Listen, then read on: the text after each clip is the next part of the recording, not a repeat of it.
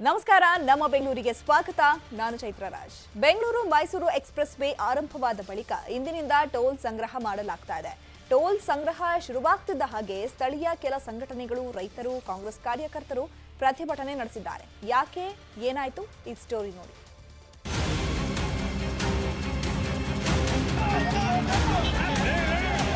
ಮೊನ್ನೆ ಮೋದಿ ಅವರು ಬಂದು ಬೆಂಗಳೂರು ಮೈಸೂರು ಎಕ್ಸ್‌ಪ್ರೆಸ್ ವೇ ಉದ್ಘಾಟಿಸಿ ಹೋದ್ರು ನಿನ್ನೆ ರಾತ್ರೋರಾತ್ರಿ ಟೋಲ್ ವಸೂಲಿ ಆದೇಶ ಹೊರಬಿತ್ತು ಇವತ್ತು ಬೆಳಗ್ಗೆಯಿಂದ ಬೆಂಗಳೂರು ಮೈಸೂರು ಹೆದ್ದಾರಿಯಲ್ಲಿ ಟೋಲ್ ಸಂಗ್ರಹ ಆಗ್ತಿದೆ ಆದ್ರೆ ಟೋಲ್ ಸಂಗ್ರಹಿಸ್ತಾ ಇಲ್ಲ ಹೆದ್ದಾರಿ ಪ್ರಾಧಿಕಾರದವರು ವಸೂಲಿಗೆ ಇಳಿದಿದ್ದಾರೆ ಇದಕ್ಕೆ ಸಾಕ್ಷಿ ಇವತ್ತಿನ ಘಟನೆಗಳು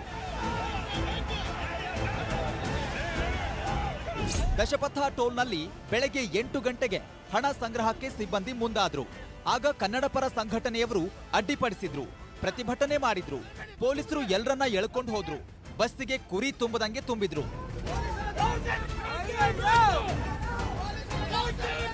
ಪೊಲೀಸ್ ಭದ್ರತೆಯಲ್ಲಿ ಟೋಲ್ ವಸೂಲಿ ಶುರುವಾಯಿತು ಆಗ ಕಾಂಗ್ರೆಸ್ ಕಾರ್ಯಕರ್ತರು ಬಂದ್ರು ಪ್ರತಿಭಟನೆ ಮಾಡಿದ್ರು ಅವರನ್ನು ಎತ್ತಾಕೊಂಡು ಹೋದ್ರು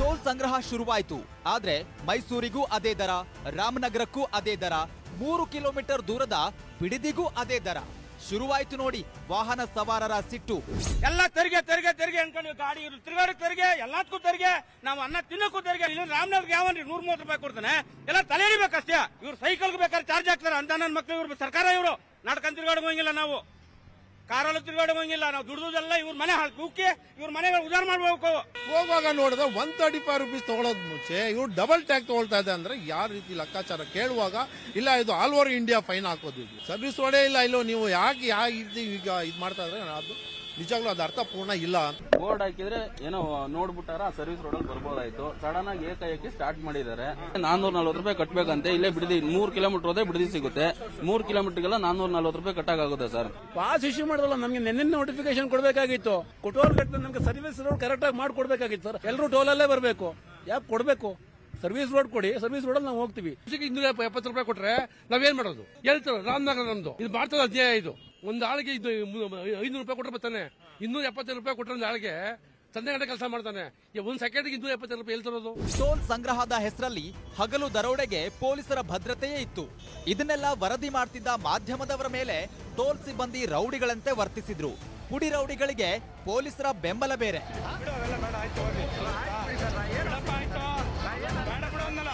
ಇದೆಲ್ಲ ಹಾಳಾಗೋಗ್ಲಿ ಟೋಲ್ನಲ್ಲಿ ನೆಟ್ಗೆ ಫಾಸ್ಟ್ಯಾಗ್ ವರ್ಕ್ ಆಗ್ತಿಲ್ಲ ಟೋಲ್ ಗೇಟ್ ಕಂಬಿಗಳು ಸಿಕ್ಕ ವಾಹನ ಮೇಲೆ ಬಿದ್ದು ಕಾರಿನ ಗಾಜುಗಳು ಲಗೇಜ್ ಟೆಂಪೋಗಳು ಜಖಮಾದವು ವಾಹನ ಸವಾರರಂತೂ ಕಾರನ್ನೇ ನಿಲ್ಲಿಸಿ ಥೂ ಛೀ ಅಂತ ಬೈದಿದ್ದೇ ಬೈದಿದ್ದು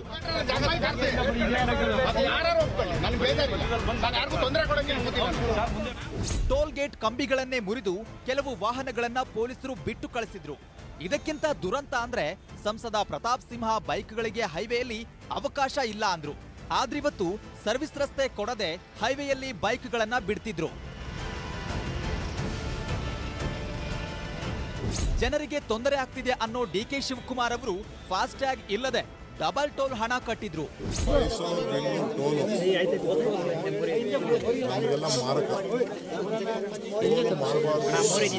ಯಾವ ಟೋಲ್ ಮಾಡಬೇಕು ಎಲ್ಲ ಕೆಲಸ ಆದ್ಮೇಲೆ ರೋಡೇ ರೆಡಿ ಆಗಲಿಲ್ಲ ಯಾವ ಟೋಲು ರೋಡಲ್ಲಿ ರೆಡಿ ಆಯ್ತು ಸರ್ವಿಸ್ ರಸ್ತೆ ಮಾಡಿಲ್ಲ ದಶಪಥ ಕಂಪ್ಲೀಟ್ ಆಗಿಲ್ಲ ಆದ್ರೂ ಬೊಮ್ಮಾಯಿ ಸರ್ಕಾರ ಗಪ್ಚುಪ್ ರಾಷ್ಟ್ರೀಯ ಹೆದ್ದಾರಿ ಪ್ರಾಧಿಕಾರ ಹಗಲು ದರೋಡೆ ಮಾಡ್ತಿದೆ ಜನರ ಜೇಬಿಗೆ ಕೈ ಹಾಕಿ ಕಾಸು ಕಿತ್ಕೊಳ್ತಿದೆ ವಸೂಲಿಗೆ ಇಳಿದಿದೆ ಆದ್ರೂ ಸರ್ಕಾರ ಗಪ್ಚುಪ್ ಎಲ್ಲ ಗೊತ್ತಿದ್ರು ಜನರು ದುಡ್ಡು ಕೊಟ್ಟು ಹೋಗ್ತಿದಾರಲ್ಲ ಇದಕ್ಕೆ ನಿಜಕ್ಕೂ ಸಲ್ಯೂಟ್ ಹೇಳಲೇಬೇಕು bureau report news 18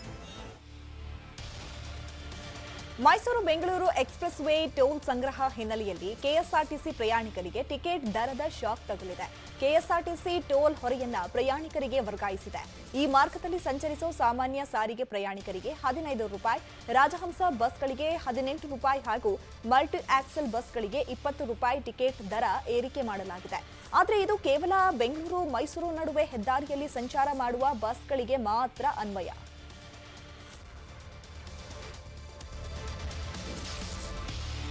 silicon city ಬೆಂಗಳೂರಿನಲ್ಲಿ ನಕಲಿ ಅಧಿಕಾರಿಗಳ ಹೆಸರಿನಲ್ಲಿ ವಂಚನೆ ಮಾಡೋರ ಸಂಖ್ಯೆ ದಿನೇ ದಿನೇ ಹೆಚ್ಚಾಗ್ತಾ ಇದೆ ಅದು ಸಣ್ಣ ಪುಟ್ಟ ವಂಚನೆ ಮಾಡ್ತಿಲ್ಲ, ಕೋಟಿಗಳೇ ವಂಚಕರ ಟಾರ್ಗೆಟ್. ಹೀಗೆ ಸರ್ಕಾರಿ ಅಧಿಕಾರಿಗಳು ಅಂತ ಹೇಳಿಕೊಂಡಿದ್ದ ಓರ್ವ ನಕಲಿ ಮಿಲಿಟರಿ ಅಧಿಕಾರಿ ಹಾಗೂ ನಕಲಿ ಪೊಲೀಸ್ ಅಧಿಕಾರಿ ಕೈಗೆ ಅಸಲಿ ಪೊಲೀಸರು ಕೋಳ ಹಾಕಿದ್ದಾರೆ. ಏನಿದು ನಕಲಿ ಟೀಮ್, ನೀವೇ ನೋಡಿ.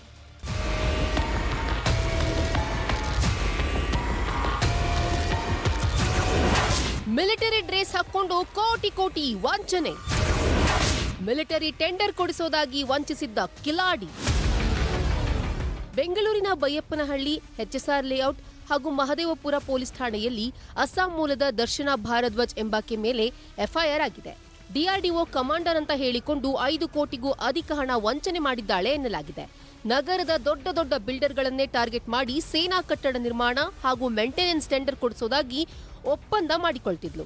ಮುಂಗಡವಾಗಿ ಹಣ ಪಡೆದು ಟೆಂಡರ್ ಅನ್ನು ಕೊಡಿಸದೆ ದೋಖಾ ಮಾಡೋದನ್ನೇ ಕಾಯಕ ಮಾಡಿಕೊಂಡಿದ್ಲು ಎನ್ನಲಾಗ್ತಿದ್ದು, ಈ ನಯವಂಚಿಕೆಯನ್ನ ಬೈಯಪ್ಪನಹಳ್ಳಿ ಪೊಲೀಸರು ಬಂಧಿಸಿ ವಿಚಾರಣೆ ಮಾಡ್ತಿದ್ದಾರೆ.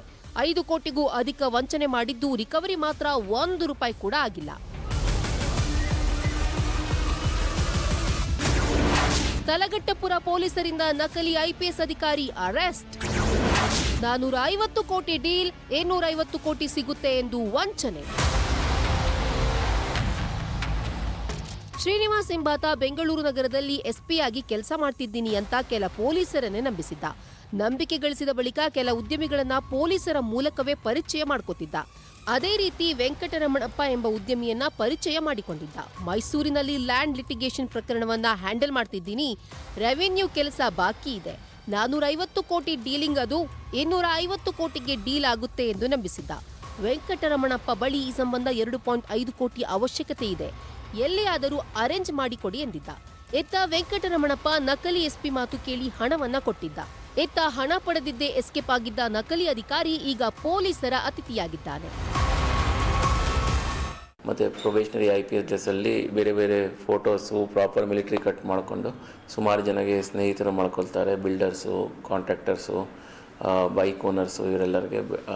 ಮತ್ತು ಪಬ್ಲಿಕ್ಗೆ ಮೋಸ ಮಾಡಿದಾಗ ಪಬ್ಲಿಕ್ಗೆ ಅನಿಸ್ತದೆ ನಮಗೆ ಒಬ್ಬ IPS ಅಧಿಕಾರಿ ಜೊತೆಗೆ ಫ್ರೆಂಡ್ಶಿಪ್ ಆಗಿದೆ ಅಂತ ಹೇಳಿಬಿಟ್ಟು ಅವರಿಗೆ ಸಾಲ ಕೊಡೋದು, ಮತ್ತು ಬೈಕ್ಸ್ ಕೊಡೋದು, ಇದೆಲ್ಲ ಅವರಿಗೆ ಅವರು ಮಾಡ್ತಾ ಇರ್ತಾರೆ. ಇದರಲ್ಲಿ ಮತ್ತು ಇವರು ಯಾವಾಗಲಿಂದನೂ ಅವರದ್ದು ಹಿಂಸೆ ಇದೆ.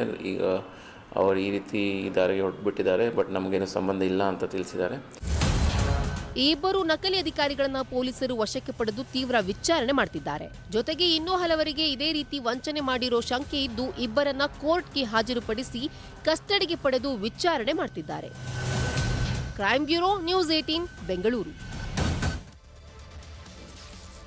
ಆಕೆ ವೃತ್ತಿಯಲ್ಲಿ ಗಗನಸಖಿ, ನೋಡೋದಕ್ಕೂ ಸುರಸುಂದರಿ. ದುಬೈನಿಂದ ಪ್ರಿಯಕರನ್ನ ನೋಡೋದಕ್ಕೆ ಬಂದಿದ್ಲು, ಆದ್ರೆ ಅಪಾರ್ಟ್ಮೆಂಟ್ನಿಂದ ಕೆಳಗೆ ಬಿದ್ದು ಸಾವನ್ನಪ್ಪಿದ್ಲು. ಕುಡಿದ ಮತ್ತಲ್ಲಿ ಬಿದ್ದಳೋ, ಪ್ರಿಯಕರ ತಳ್ಳಿ ಸಾಯಿಸಿದ್ನೋ ಅನ್ನೋ ಗೊಂದಲ ಸೃಷ್ಟಿಯಾಗಿತ್ತು. ಆದ್ರೆ ಇದಕ್ಕೆ ಉತ್ತರ ಸಿಕ್ಕಿದೆ. ಏನದು ಅಸಲಿ ಕಾರಣ, ನೀವೇ ನೋಡಿ. ಗಗನಸಖಿ ಬಿದ್ದು ಸತ್ತ ಕೇಸ್ಗೆ ರೋಚಕ ಟ್ವಿಸ್ಟ್. ಮಹಡಿಯಿಂದ ತಳ್ಳಿ ಕೊಂದೆ ಬಿಟ್ಟ ಪ್ರಿಯಕರ. 28 ವರ್ಷದ ಗಗನಸಖಿ ಅರ್ಚನಾ ಧೀಮಾನ್ 4ನೇ ಮಹಡಿಯಿಂದ ಬಿದ್ದು ಸಾವನ್ನಪ್ಪಿದ ಪ್ರಕರಣಕ್ಕೆ ರೋಚಕ ಟ್ವಿಸ್ಟ್ ಸಿಕ್ಕಿದೆ. ಗಗನಸಖಿ ಅರ್ಚನಾ ಆತ್ಮಹತ್ಯೆ ಮಾಡಿಕೊಂಡಿಲ್ಲ, ಬಿಲ್ಡಿಂಗ್ ಮೇಲಿಂದ ತಳ್ಳಿ ಕೊಲೆ ಮಾಡಲಾಗಿದೆ ಅನ್ನೋದು ಪೊಲೀಸರ ತನಿಖೆಯಲ್ಲಿ ಬಯಲಾಗಿದೆ. ಮಾರ್ಚ್ 11ರಂದು ಕೋರಮಂಗಲದ 4ನೇ ಮಹಡಿ ಮೇಲಿಂದ ಬಿದ್ದು ಸಾವನ್ನಪ್ಪಿದ್ರು.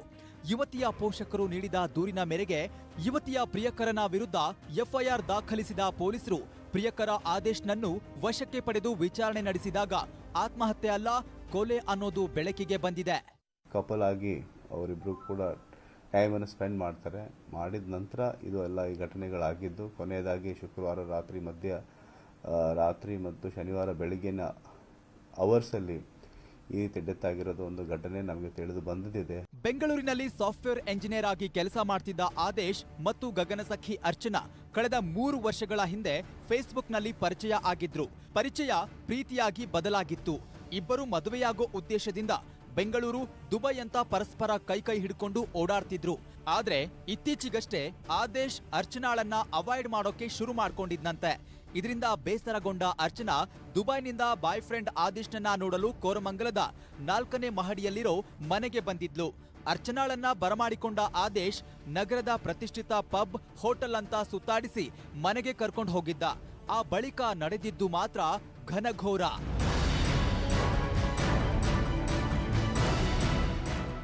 ಕುಡಿದ ಅಮ್ಮಲಿನಲ್ಲಿ ಮದುವೆ ವಿಚಾರವಾಗಿ ಇಬ್ಬರ ನಡುವೆ ಜೋರು ಜಗಳ ನಡೆದಿತ್ತು. ಸದ್ಯ ಮದುವೆ ಬೇಡ ಅಂತ ಅರ್ಚನಾಳನ್ನ ಆದೇಶ್ ಒಪ್ಪಿಸೋಕೆ ಟ್ರೈ ಮಾಡಿದ್ದ. ಆದ್ರೆ ಜಗಳ ಮತ್ತಷ್ಟು ವಿಕೋಪಕ್ಕೆ ತಿರುಗಿದೆ. ಈ ವೇಳೆ ಸಿಟ್ಟಿನಿಂದ ಪ್ರಿಯಕರ ಆದೇಶ್ ಅರ್ಚನಾಳನ್ನ ಜೋರಾಗಿ ಹಿಂದಕ್ಕೆ ತಳ್ಳಿದ್ದ. 4ನೇ ಮಹಡಿಯಿಂದ ಕೆಳಗೆ ಬಿದ್ದ ಗಗನಸಖಿ ಅರ್ಚನಾ ಸಾವನ್ನಪ್ಪಿದ್ದಾರೆ. ಸದ್ಯ ಕೊಲೆ ಪ್ರಕರಣವನ್ನ ದಾಖಲಿಸಿಕೊಂಡ ಪೊಲೀಸರು ಆದೇಶ್ನನ್ನ ಬಂಧಿಸಿದ್ದಾರೆ. ಒಂದು ಮರ್ಡರ್ ಕೇಸನ್ನು ತಗೊಂಡಿದ್ದೀವಿ based on the complaint by the father. Friend ಇದ್ದಾರೆ ಅವ್ರದ್ದು, ಅವ್ರ ಮೇಲೆ ಈ ರೀತಿ ಕೆಲವೊಂದಿಷ್ಟು ಆಗಿರೋ ಅವರೇ ಮಾಡಿರುವಂಥ ಒಂದು ಅವರಲ್ಲಿ ಒಂದು ಇದು ಇದೆ. ಆ ಪ್ರಕಾರ ನಾವು 302 ಕೇಸನ್ನು ಅವ್ರ ಮೇಲೆ ರಿಜಿಸ್ಟರ್ ಮಾಡಿದ್ದಾಗಿದೆ. ಪ್ರಿಯಕರ ಆದೇಶ್ ಜೊತೆಗೆ ನೂರಾರು ಕನಸುಗಳನ್ನ ಕಂಡಿದ್ದ ಗಗನಸಖಿ ಅರ್ಚನಾ ಕೊನೆಗೆ ಪ್ರಿಯಕರನಿಂದಲೇ ಕೊಲೆಯಾಗಿದ್ದು ಮಾತ್ರ ದುರಂತವೇ ಸರಿ. Muniraju, crime bureau, news 18 Bengaluru. ಭಾರತೀಯ ಜನತಾ ಪಾರ್ಟಿ ನಾವು ದೈವ ಭಕ್ತರು, ಹಿಂದೂ ಸಂಪ್ರದಾಯ ಸಂಸ್ಕೃತಿಯನ್ನ ಉಳಿಸ್ತೇವೆ ಅಂತ ರಾಜಕಾರಣ ಮಾಡ್ತಾರೆ. ಆದರೆ ಹಿಂದೂಗಳ ನಂಬಿಕೆಗೆ 2 ಬಗೆಯುವ ಕೆಲಸ ಮಾಡಲಾಗಿದೆ. ಕೇವಲ ಧಾರ್ಮಿಕವಾಗಿ ಅಲ್ಲ, ಸಾಮಾಜಿಕವಾಗಿಯೂ ಜನತೆಗೆ ದ್ರೋಹ ಮಾಡಿದೆ. ಏನದು ಸ್ಟೋರಿ ನೀವು ನೋಡಿ. ಅಭಿವೃದ್ಧಿ ಹೆಸರಲ್ಲಿ 70 ವರ್ಷದ ಅರಳಿ ಮರ ಮಟಾಶ್. ನಾಗದೇವ ಗುಡಿ, ಅರಳಿಕಟ್ಟೆ ಹಿಂದೂಗಳ ನಂಬಿಕೆಗೆ ಕೊಳ್ಳಿ. ಬೆಂಗಳೂರಲ್ಲಿ ಮಾಲಿನ್ಯ ಹೆಚ್ಚಳವಾಗಿದೆ ಅನ್ನೋದು ಎಲ್ಲರಿಗೂ ಗೊತ್ತಿರೋ ವಿಚಾರ. ವಾಹನಗಳು, ಫ್ಯಾಕ್ಟರಿಗಳು ಹೆಚ್ಚಾಗಿರುವಾಗ ವಾಯು ಮಾಲಿನ್ಯ ಸರ್ವೇ ಸಾಮಾನ್ಯ ಎನ್ನಬಹುದು.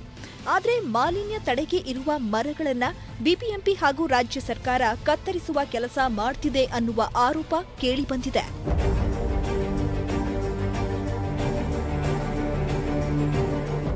ವಾತಾವರಣಕ್ಕೆ ಅತಿ ಹೆಚ್ಚು ಪ್ರಾಣವಾಯು ಅಂದ್ರೆ ಆಮ್ಲಜನಕ ಬಿಡುಗಡೆ ಮಾಡುವುದು ಅರಳಿ ಮರ ಅರ್ಥಾತ್ ಅಶ್ವತ್ಥ ವೃಕ್ಷ. ಈ ಮರ ಹಿಂದೂಗಳ ಪಾಲಿಗೆ ಪೂಜನೀಯ ಕೂಡ. ಮಕ್ಕಳಾಗದೇ ಇದ್ದವರು ಸೇರಿದಂತೆ ಕಷ್ಟ ನಿವಾರಣೆಗಾಗಿ ಜನರು ಅಶ್ವತ್ಥ ವೃಕ್ಷಕ್ಕೆ ಪೂಜೆ ಸಲ್ಲಿಸುವುದು ನಂಬಿಕೆ. ಈ ರೀತಿ ಇದ್ದಾಗಲೂ ಬಿಜೆಪಿ ಸರ್ಕಾರ 70 ವರ್ಷದ ಮರವನ್ನು ಭಾನುವಾರ ಕತ್ತರಿಸಿ ಹಾಕಿದೆ.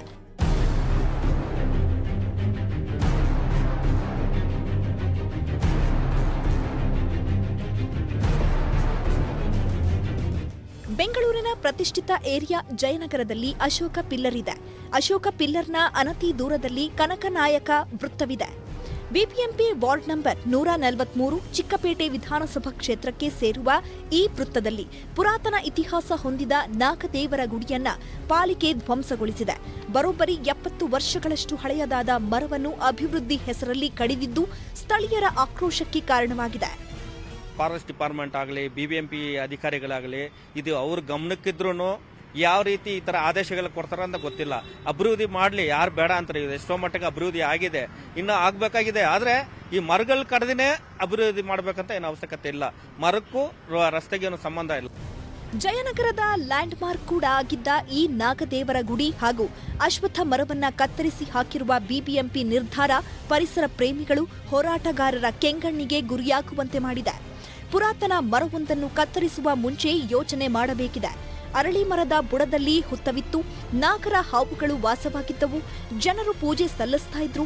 ಹಾಗಿದ್ರೂ ಅರಣ್ಯ ಇಲಾಖೆ ಅನುಮತಿ ಕೊಟ್ಟಿದ್ಯಾಕೆ ಅನ್ನುವ ಪ್ರಶ್ನೆ ಸೃಷ್ಟಿಯಾಗಿದೆ. ಅಭಿವೃದ್ಧಿ ಕಾಮಗಾರಿಗೆ ಮರವನ್ನ ಕತ್ತರಿಸುವ ಅವಶ್ಯಕತೆ ಇರಲಿಲ್ಲ ಅಂತ ಪಾಲಿಕೆ ಅಧಿಕಾರಿಗಳ ನಿರ್ಲಕ್ಷ್ಯದ ವಿರುದ್ಧ ಕಿಡಿಕಾರಿದ್ದಾರೆ. ಇದು ಒಂದು popular landmark, Kanakanapalli circle, ಉತ್ತುತ್ ಸರ್ಕಲ್ ಅಂತಾರೆ. ಅಶೋಕ ಪಿಲ್ಲರ್ ನೆಕ್ಸ್ಟ್ ಇದೆ ಹಳ್ಳಿ ಮರ. ಪೀಪಲ್ ಟ್ರೀ ಅಷ್ಟು ದೊಡ್ಡದಾಗಿರೋದು. ಇವರು ಎಲ್ಲ ಮಾಡರ್ನೈಸೇಷನ್ ಅಂದ್ಬಿಟ್ಟು ಮರಗಳನ್ನೆಲ್ಲ ಯಾಕೆ ಕಟ್ ಮಾಡಬೇಕು? ಮರಗಳನ್ನ ಕಟ್ ಮಾಡೋದೇ ಮಾಡೋಕ್ಕಾಗಲ್ವಾ? ಒಂದು ಮರ ಬೆಳೆಸೋಕ್ಕಾಗಲ್ಲ ರೀ. ಇವಾಗ ನೋಡಿ, ಅಷ್ಟು ಹಳ್ಳಿ ಮರನ ನಾನು ಚಿಕ್ಕ ವಯಸ್ಸಿಂದ ನೋಡ್ತಾ ಇದ್ದೀವಿ. ಅಭಿವೃದ್ಧಿ ಮಾಡುವಾಗ ಮರಗಳನ್ನು ಕಡಿಯುವುದು ಅವಶ್ಯಕತೆ ಏನಿತ್ತು ಅನ್ನೋದನ್ನು ಬಿಬಿಎಂಪಿ ಸ್ಪಷ್ಟನೆ ಕೊಡಬೇಕಿದೆ. ಮರಗಳನ್ನು ಇದೇ ರೀತಿ ಕತ್ತರಿಸುತ್ತಾ ಹೋದ್ರೆ ಗಾರ್ಡನ್ ಸಿಟಿ, ಕಾಂಕ್ರೀಟ್ ಸಿಟಿ ಆಗೋದು ಖಚಿತ. ಮರಗಳ ಸ್ಥಳಾಂತರದ ಅವಕಾಶ ಇದ್ರೆ ಮಾಡ್ತೀವಿ ಅನ್ನೋ ಪಾಲಿಕೆ 70 ವರ್ಷದ ಹಳೆಯ ಅರಳಿ ಮರ ಕತ್ತರಿಸಿದ್ದು ಯಾಕೆ? ಹಿಂದೂಗಳ ಭಾವನೆಗೆ ಧಕ್ಕೆ ತಂದಿದ್ದು ಯಾಕೆ ಅನ್ನೋದನ್ನ ಬಿಜೆಪಿ ಹೇಳಬೇಕಿದೆ. ರಂಜನ್ ಶಿರ್ಲಾಲ್, ನ್ಯೂಸ್ 18 ಬೆಂಗಳೂರು. ಸಿಲಿಕಾನ್ ಸಿಟಿಯಲ್ಲಿ ಟ್ರಾಫಿಕ್ ಸಮಸ್ಯೆ ಅನ್ನೋದು ಯಾರು ಅನುಭವಿಸ್ತಾರೋ ಅವರಿಗೆ ಮಾತ್ರ ಗೊತ್ತು. ಟ್ರಾಫಿಕ್ ಪೊಲೀಸರು ಸಂಚಾರ ದಟ್ಟಣೆ ನಿಯಂತ್ರಣಕ್ಕೆ ಹೊಸ ಪ್ಲಾನ್ ಮಾಡಿದ್ದಾರೆ. ಆದರೆ ಈ ನಿಯಮ ಲಾರಿ ಮಾಲೀಕರ ಟೀಕೆಗೆ ಕಾರಣವಾಗಿದೆ. 17ರಿಂದ ಅಸಹಕಾರ ಚಳುವಳಿ ಮಾಡಲು ಮುಂದಾಗಿದೆ. ಏನಿದು ಪ್ಲಾನ್? ವಿರೋಧ ಯಾಕೆ? ನೀವ್ ನೋಡಿ. ಬೆಂಗಳೂರು ನಗರಕ್ಕೆ ಮಧ್ಯಮ ಮತ್ತು ಲಘು ವಾಹನ ನಿಷೇಧ. ಟ್ರಾಫಿಕ್ ಪೊಲೀಸರ ವಿರುದ್ಧ ಲಾರಿ ಮಾಲೀಕರ ಸಂಘ ಕಿಡಿ. ಬೆಂಗಳೂರಿನ ಟ್ರಾಫಿಕ್ ಕಂಟ್ರೋಲ್ ಮಾಡುವುದಕ್ಕೆ ಸಂಚಾರಿ ಪೊಲೀಸರು ಸಾಕಷ್ಟು ಕ್ರಮಗಳನ್ನು ತೆಗೆದುಕೊಳ್ತಿದ್ದಾರೆ. ಇದೀಗ ನಗರದ ಒಳಗೆ ಇಂತಿಷ್ಟೇ ಸಮಯದಲ್ಲಿ ಮಾತ್ರ ಮಧ್ಯಮ ಹಾಗೂ ಲಘು ಗಾತ್ರದ ವಾಣಿಜ್ಯ ವಾಹನಗಳು ರಸ್ತೆಗಿಳಿಬೇಕು ಎನ್ನುವ ನಿಯಮ ಜಾರಿ ಮಾಡಿದ್ದಾರೆ. ಬೆಳಗ್ಗೆ 8ರಿಂದ 11 ಹಾಗೂ ಸಾಯಂಕಾಲ 5ರಿಂದ 8ರ ತನಕ ಪೀಕ್ ಟೈಮ್ನಲ್ಲಿ ಬೆಂಗಳೂರು ನಗರಕ್ಕೆ ಗೂಡ್ಸ್ ಹಾಗೂ ಲಾರಿಗಳ ಪ್ರವೇಶಕ್ಕೆ ನಿಷೇಧ ಹೇರಲಾಗಿದೆ. ಈ ನಿಯಮಕ್ಕೆ ಬೆಂಗಳೂರು ಲಾರಿ ಮಾಲೀಕರ ಒಕ್ಕೂಟ ವಿರೋಧಿಸಿದೆ. ಪೂರ್ವ 600 ಕ್ಯಾಂಟರ್ನು ಬರಬಾರ್ದು ಅಂತ ಹೇಳ್ಬಿಟ್ರೆ ಹೆಂಗೆ? ವೆಜಿಟೇಬಲ್ ಒಂದು 100-200 ಗಾಡಿ ಬರುತ್ತೆ, ಮೆಡಿಸಿನ್ಸ್ ಒಂದು 100 ಗಾಡಿ ಬರ್ತಾ ಇದಾವೆ, ಅಮೆಜಾನ್ ಫ್ಲಿಪ್ಕಾರ್ಟ್ಗೆಲ್ಲ ಒಂದು 200 ಗಾಡಿ ಬರ್ತಾ ಇದೆ. ಕಾಮಗಾರಿಗಳು ಕನ್ಸ್ಟ್ರಕ್ಷನ್ ನಡೀತಾ ಇದೆ, ಇವ್ರದ್ದು ರೈಲ್ವೆ ಓವರ್ ಬ್ರಿಡ್ಜ್ ಆಗ್ತಾ ಇದ್ರೆ ಅದರಿಂದ ಟ್ರಾಫಿಕ್ ಜಾಮ್ ಆಗ್ತಾ ಇದೆ, ನಮ್ಮಿಂದ ಏನು ಜಾಮ್ ಆಗ್ತಾ ಇಲ್ಲ.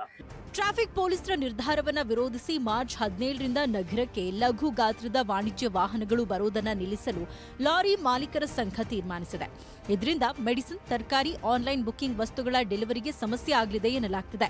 ನಿತ್ಯ 500ರಿಂದ 700 ಲಘು ವಾಹನಗಳು ಸಂಚಾರ ಮಾಡ್ತಾ ಇದ್ದು, ಬೇಡಿಕೆಗೆ ಸರ್ಕಾರ ಸ್ಪಂದಿಸದ ಹಿನ್ನೆಲೆಯಲ್ಲಿ ಮಾರ್ಚ್ 17ರಿಂದ ಸಿಟಿಗೆ ಲಘು ವಾಹನಗಳನ್ನು ತರೋದನ್ನ ನಿಲ್ಲಿಸುತ್ತೇವೆ ಅಂತ ಲಾರಿ ಮಾಲೀಕರ ಸಂಘದ ಅಧ್ಯಕ್ಷ ಷಣ್ಮುಗಪ್ಪ ಹೇಳಿದ್ದಾರೆ. ನಾವು ಹಲವಾರು ಸಲ ಸರ್ಕಾರನ ಕೇಳಿದ್ವಿ, 2 ತಿಂಗಳ ಸತಪ್ರಯತ್ನ ಮಾಡಿದ್ವಿ, ಏನೇ ಪ್ರಯತ್ನ ಮಾಡಿದ್ರು ಗಾಡಿ ಬಿಡಲ್ಲ ಅಂತ ಹೇಳ್ಬಿಟ್ರೆ ಇವರು ಮಾತಾಡಿದ್ರೆ ಹೆಂಗಂತ ನಮ್ಗೆ ಅರ್ಥ ಆಗ್ತಲ್ಲ. ಆದ್ರಿಂದ ನಮ್ಮ ಗಾಡಿನ ನಾವು 17ನೇ ತಾರೀಕಿಂದ ಮಧ್ಯರಾತ್ರಿಯಿಂದ ಎಲ್ಲಾ ಬಾರ್ಡ್ರಲ್ಲಿ ನಮ್ಮ ಗಾಡಿ ನಾವು ನಿಲ್ಸ್ಕೊಂಡ್ಬಿಡ್ತೀವಿ. ಅವ್ರು ಯಾವ ತರ ಸರಕು ಸಾಗಣೆ ಮಾಡ್ಕೊಳ್ಳಿಲ್ಲ, ಬಸ್ಸಲ್ಲಿ ತಗೊಂಡ್ಬಿಡಿ, ನಾವು ಬೇಡ ಅಂತ ಹೇಳಿಲ್ಲ. ಟ್ರಾಫಿಕ್ ನಿಯಂತ್ರಣಕ್ಕೆ ಬೆಂಗಳೂರು ಸಂಚಾರಿ ಪೊಲೀಸರು ಜಾರಿ ಮಾಡಿದ ಈ ನಿರ್ಧಾರ ಬೆಂಗಳೂರಿನ ಜನತೆಗೆ ಅನುಕೂಲ ಅನ್ನೋದು ಸತ್ಯ ಕೂಡ ಹೌದು. ಆದರೆ ಪೀಕ್ ಅವರ್ನಲ್ಲಿ ನೋ ಕಮರ್ಷಿಯಲ್ ವೆಹಿಕಲ್ ಅನ್ನೋದಕ್ಕೆ ಟ್ರಕ್ಸ್ ಮಾಲೀಕರ ಸಂಘ ಅಸಹಕಾರ ಚಳವಳಿಗೆ ಮುಂದಾಗಿದೆ. ಸರ್ಕಾರ ಏನ್ ಮಾಡುತ್ತೆ ಕಾದು ನೋಡಬೇಕು. ಶರಣು ಹಂಪಿ, ನ್ಯೂಸ್ 18.